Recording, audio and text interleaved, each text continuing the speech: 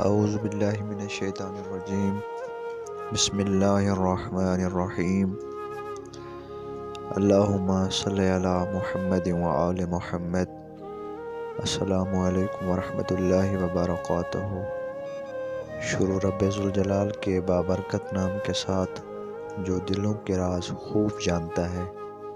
امید کرتا ہوں کہ آپ سب بھائی خیریت سے ہوں گے۔ اللہ تعالیٰ آپ سب کو اپنی حفظ و امان میں رکھے، آمین ثم آمین۔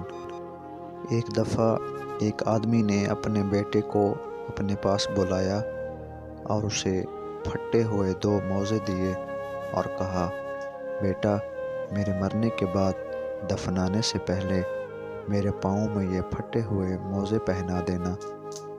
بیٹے نے چپ چاپ وہ موزے لے لیے۔ کچھ دنوں کے بعد اس آدمی کا انتقال ہو گیا۔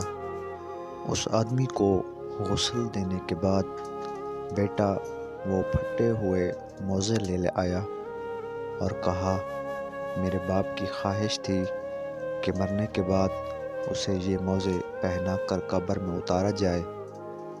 تو لوگوں نے یہ دیکھا تو کہا، یہ بات تو صحیح نہیں ہے، کیونکہ مردے کو کفن کے علاوہ اور کوئی کپڑا نہیں پہنا سکتے۔ لیکن وہ بیٹا نہ مانا۔ یہ بات آگ کی طرح پھیل گئی اور مختلف علاقوں کے علماء اکٹھے ہو گئے اس مسئلے کو حل کرنے کے لیے، لیکن وہ بیٹا اپنی بات پر اڑا رہا۔ کافی دیر کے بعد ایک اور آدمی اس بیٹے کے پاس آیا اور کہا کہ تمہارے باپ نے مجھے یہ خط دیا تھا اور کہا تھا کہ مرنے کے بعد جب سارے پریشان ہوں تب یہ خط میرے بیٹے کو دے دینا۔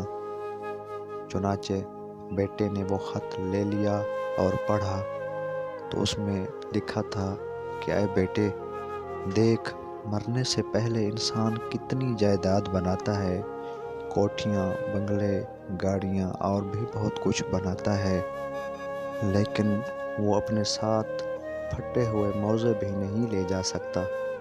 تو پھر اس ساری کمائی کا کیا فائدہ؟ اپنی دنیا سے زیادہ اپنی آخرت کی فکر کرنا اور مال جمع کرنے کے بجائے صرف دین کی خدمت کرنا۔ تو آخر میں اللہ تعالیٰ سے دعا ہے کہ اللہ تعالیٰ ہمیں دین کی خدمت کرنے کی توفیق عطا فرمائے، آمین۔